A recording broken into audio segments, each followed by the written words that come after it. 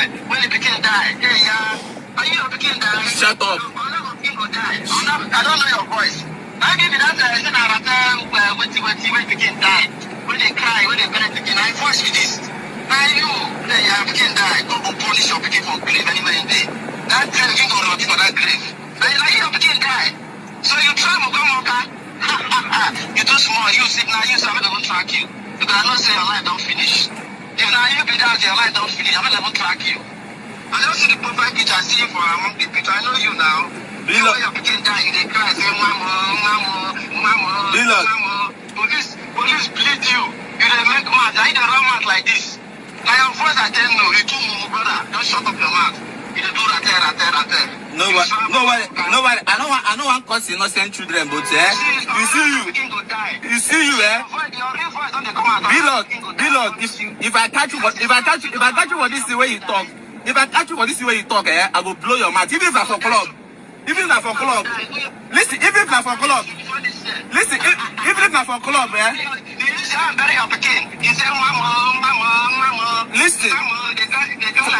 Forget my pikin there.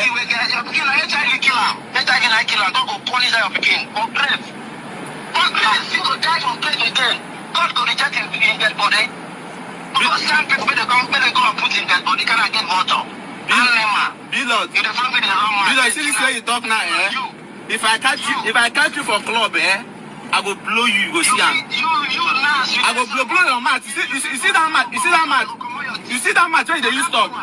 You see that match when they use talk, It don't pay you. I don't want to follow you talk again. Idiot, man. This and paying me, Shabba. Okay, una go if Blord, our brother, na Livinus our brother, conversation Hanabu.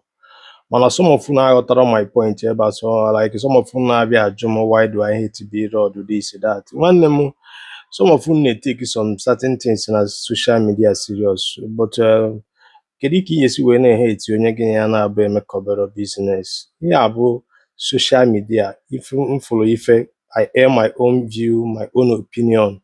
But why do I hate Blord? I don't understand that kind of comment anyway. But now, my problem about that na Blord carry face Livinus. In as much as that now, about that now Blord face Livinus, they have their own business.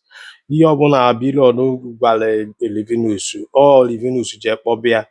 You understand? Likewise, I know now this movement here get on some sign of certain things Blord make concerning Verydarkblackman, me print picture, me I generate area picture, amount ya billboard. Here I see no but on the Blord joy have far. If you name have far. Do you understand me? Man, Livinus just a bobby that na gay weapon that's a billboard. He have inherit somebody's fight. Which map whatever na go don't inherit enemy because of na Blord na Verydarkblackman na one kind social media issue. Manafana abona apakalata kwa somehow na under their inbox. Do you understand me? Now after sit and done now, Blord aputago will send a message also that now this message is to Livinus. I want to apologize for involving your kids into this. I mean no disrespect. I was very angry. You impersonated to be my staff and lied that I told the billboard